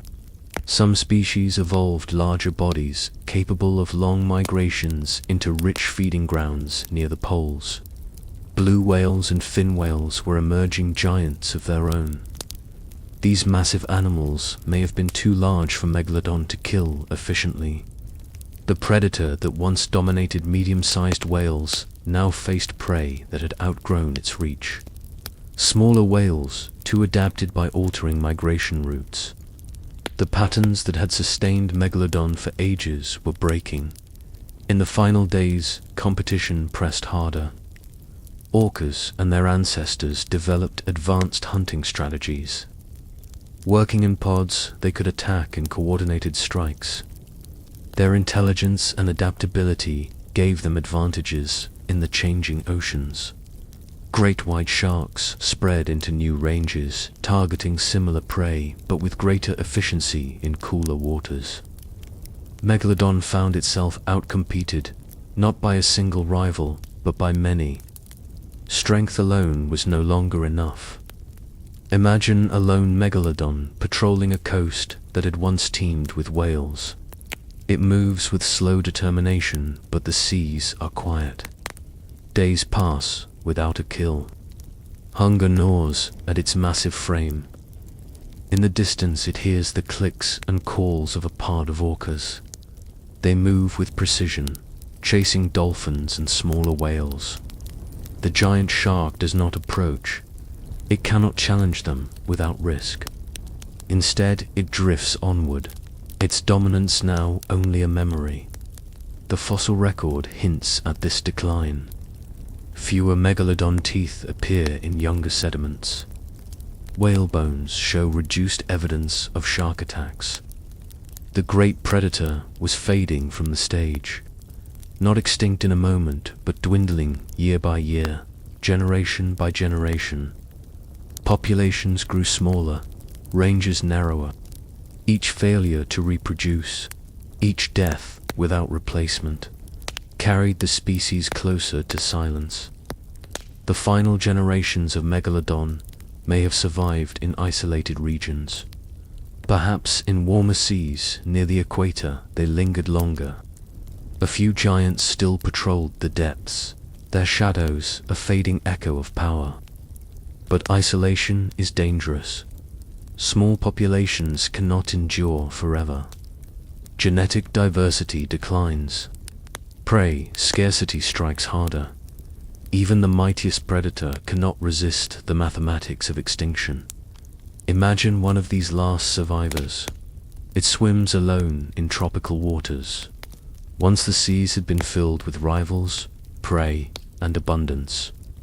Now the silence is heavy. The giant shark drifts past coral reefs and empty coasts. It hunts, but finds little. Hunger forces it to attempt smaller prey, but the energy gained is never enough. Its massive body demands more than the ocean can give. Slowly it weakens. Each movement is heavier than the last. This is not death in battle, but death in solitude. The final days were also marked by the loss of nurseries. Without shallow coastal seas, young megalodons were exposed. Many died before reaching maturity. Predators hunted them. Starvation claimed others. The great predator's future ended not only with adults, but with the generations that never survived long enough to take their place. Extinction is not just the end of life, but the end of birth. In these last moments, the ocean itself was the enemy. Climate, currents, prey, and competition aligned against No single force killed it. Together they formed a storm too great to overcome. Even giants bow to the environment. The seas that had created Megalodon now erased it. Picture the very end. The last Megalodon drifts in a sea that does not welcome it. Whales pass by too fast, too large, or too far north. Orcas thrive in packs. Great whites fill the waters. The giant opens its jaws one last time, striking at prey that slips away. Its body weakens. Eventually, it sinks into the depths. The ocean closes over it. The reign of the greatest shark is finished. Yet its story does not end in silence. Its teeth remain buried in sediments across the world. Its legend continues in human imagination. We speak of its final days not as the end of a creature, but as the passing of an age. Megalodon's twilight was the dawn of new oceans, new predators, new balances. The greatest predator became the greatest mystery. Its disappearance reminds us that power is fleeting, but stories endure. The final days of Megalodon are lessons written in water and time. They teach us that no ruler lasts forever. They show us that survival belongs not to the strongest, but to the adaptable. They remind us that extinction is not failure, but transition. The oceans moved forward without Megalodon, but never forgot its shadow. And in our imagination, the giant still swims through endless blue, forever caught between past and myth. The question of whether Megalodon could still be alive today has fascinated scientists and storytellers for centuries. The giant shark disappeared from the fossil record around 3.6 million years ago. Yet the idea that it might still lurk in the deep ocean continues to inspire documentaries, novels, and late-night discussions. To answer this question, we must separate myth from evidence, imagination from science. Could a predator of such immense size truly remain hidden in our modern seas? First, we must consider the biology of the creature. Megalodon was estimated to reach lengths of up to 18 meters and weights over 50 tons. An animal of this magnitude would require enormous amounts of food. Modern blue whales, the largest animals alive today, consume several tons of krill per day to sustain their size. For Megalodon, which fed on whales, dolphins, and large fish, the demand for prey would be equally immense. Our oceans are heavily studied and monitored. Whale populations are counted, tracked, and protected. If a predator the size of Megalodon were feeding on them today, we would notice the impact. There would be unexplained carcasses, dramatic shifts in whale behavior, or missing populations. None of these signs exist. Another challenge to survival is habitat. Megalodon thrived in warm, shallow seas. These environments were abundant during the Miocene and Pliocene, but have changed dramatically since. Coastal nurseries that once sheltered young megalodons are gone. The modern oceans are colder, with much of the biomass concentrated in polar regions. Megalodon may not have been physiologically suited to such cold waters. If it had survived, it would have needed to adapt drastically. Yet no fossils or evidence suggest such adaptations occurred. Supporters of the idea that Megalodon still lives often point to the mystery of the deep ocean. They argue that humans have explored only a fraction of the seafloor. Could the giant shark hide in the abyssal depths beyond our reach? While it is true that the ocean remains largely unexplored, biology gives us an answer. The deep sea is a low-energy environment. Food is scarce. Most deep-sea creatures are small, slow-growing, and adapted to meager diets. A predator requiring tons of prey every day could not survive in such conditions. The abyss does not have enough food to sustain a giant hunter. What about eyewitness accounts? Over the years, sailors, fishermen, and even modern witnesses have reported seeing giant sharks or mysterious shadows beneath the water. Some describe teeth larger than any great white. Others speak of enormous fins. Yet none of these accounts withstand scrutiny. The ocean magnifies perception. A large great white shark seen in poor light can appear monstrous. Whales moving below the surface can be mistaken for sharks. Without physical evidence, such stories remain folklore, not science. Some myths suggest that Megalodon may exist in isolated pockets, perhaps in the Mariana Trench or other deep trenches. These regions are among the least explored on Earth, but again, the biology does not fit.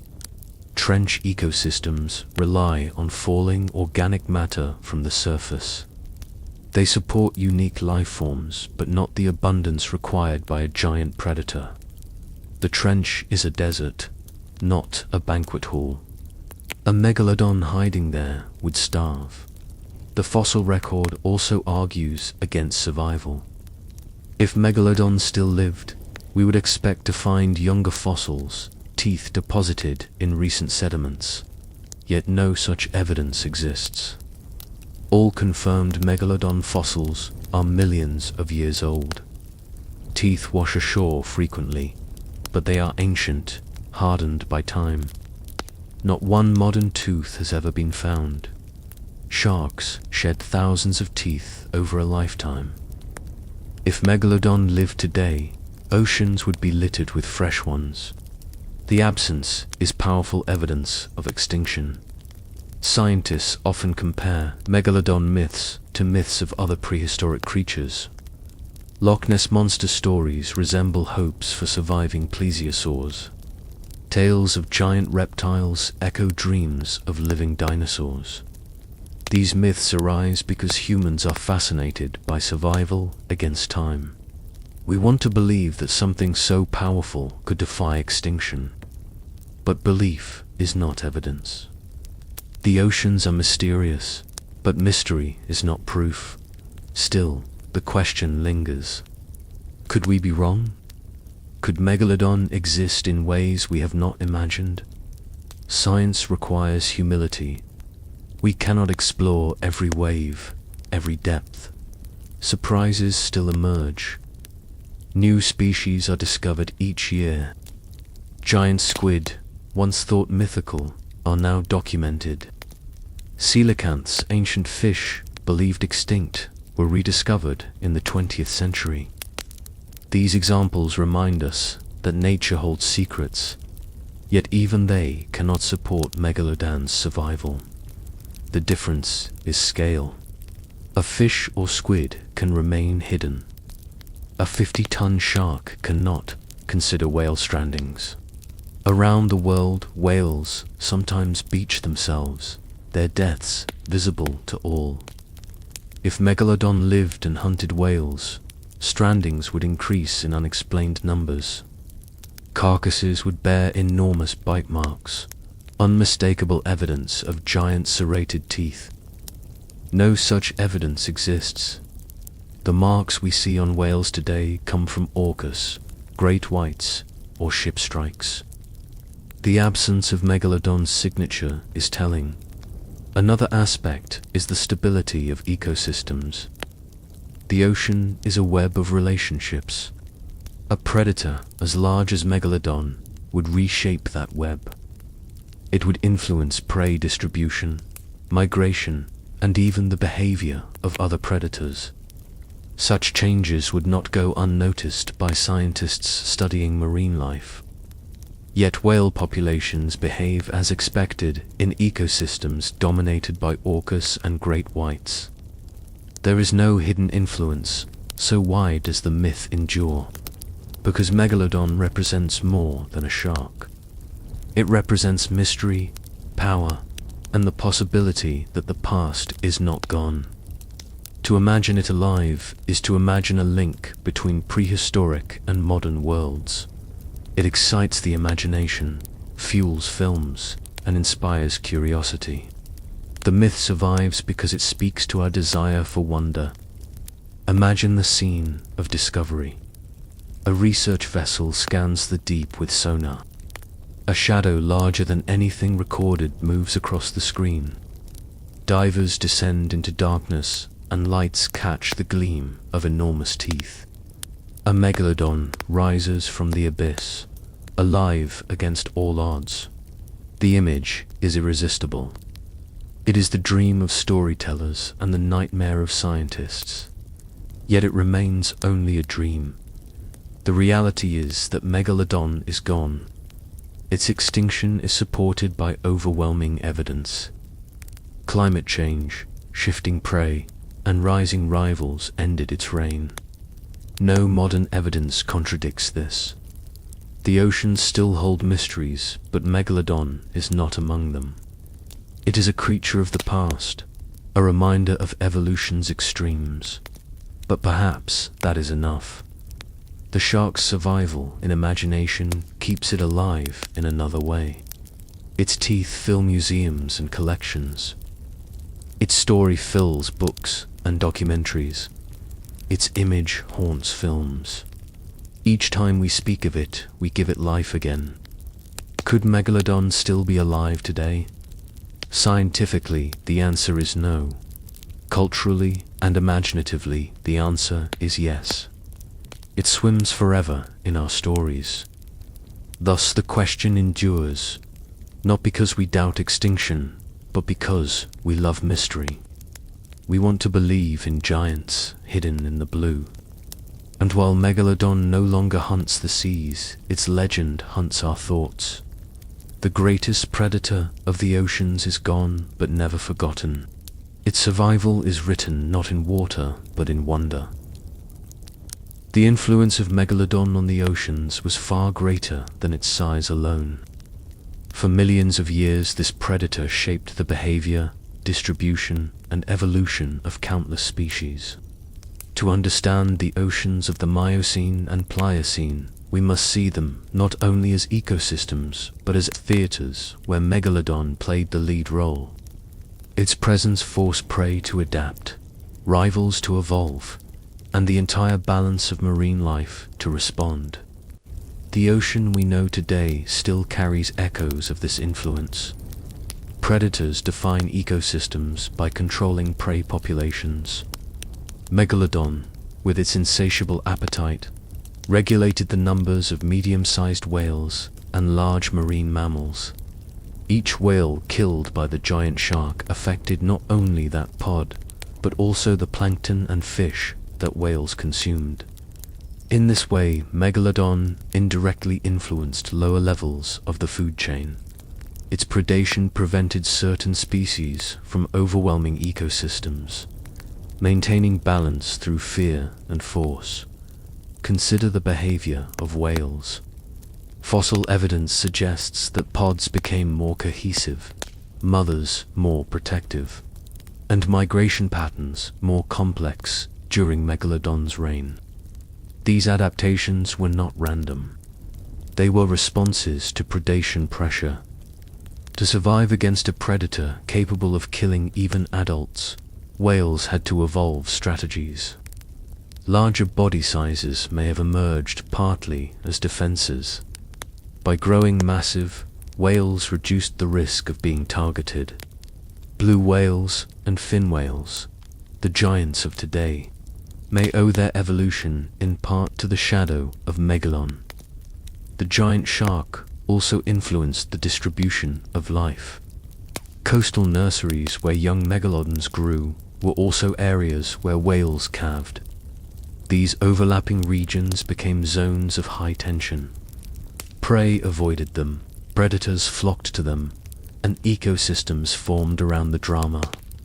The presence of Megalodon forced whales to alter migrations, sometimes pushing them into colder or riskier waters. These shifts rippled through the oceans, changing the geography of life. Rival predators, too, were shaped by macroraptorial sperm whales hunted large prey, but their rise and fall may have been influenced by competition with the giant shark. Great whites, which emerged later, filled ecological spaces left behind when Megalodon declined. The legacy of the giant's dominance carved niches that others eventually occupied. Even orcas, the cooperative hunters of modern seas, evolved in a world where size alone was not enough. Intelligence and teamwork flourished because raw strength had already been perfected by Megalodon. Imagine an ocean without the giant shark. Whales might have remained smaller. Migration routes might have been less complex.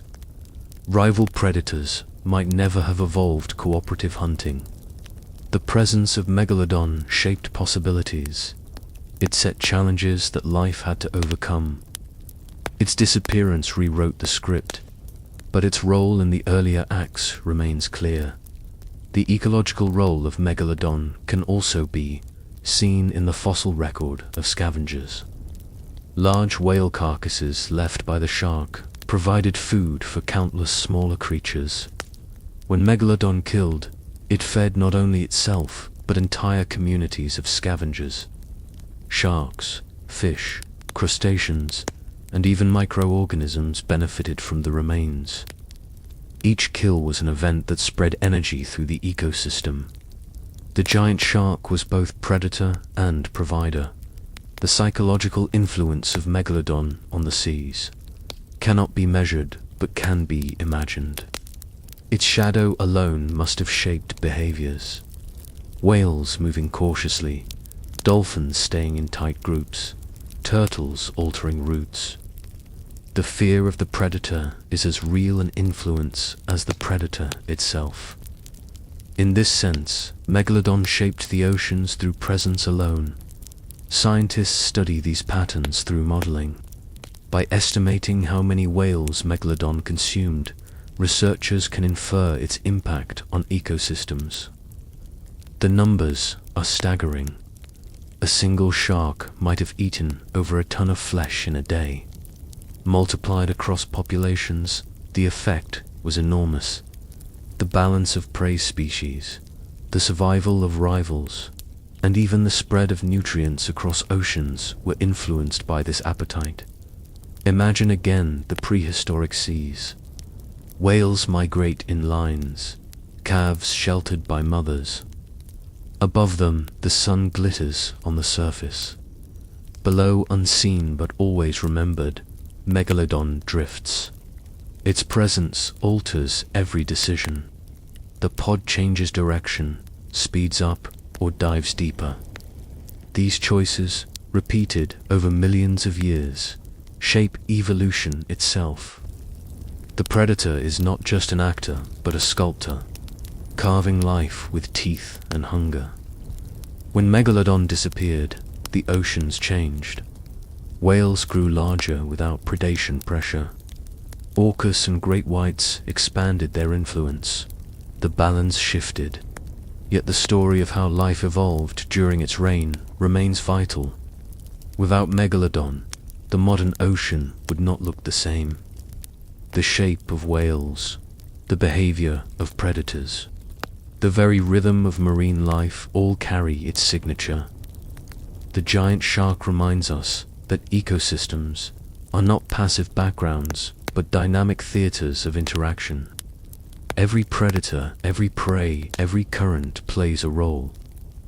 Megalodon's role was to test, to pressure, to balance.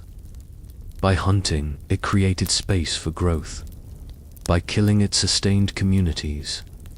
By existing, it forced adaptation. This is how it shaped the oceans.